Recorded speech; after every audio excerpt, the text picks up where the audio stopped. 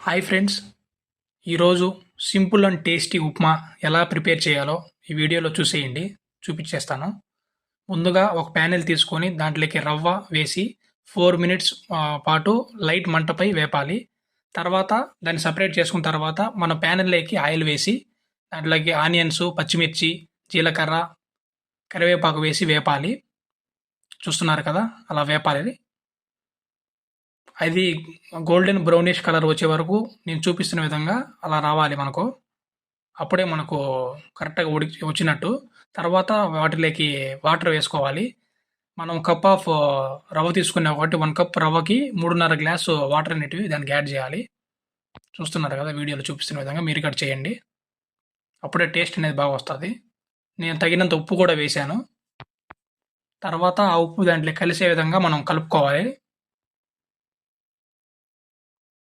చూసారు కదా, వాటర్ ఎలా బాయిల్ అవుతున్నాయో, ఆ బాయిల్ అయినప్పుడే మనం ఈ యొక్క సెపరేట్ చేసిన రవ్వని దాని బాయిలింగ్ వాటర్‌లో వేయాలి. అప్పుడు బాగా ఉడికి ఆ ఉండలు లేకుండా మనం స్పూన్ తీసుకొని కలబెడుతూ ఉండాలి.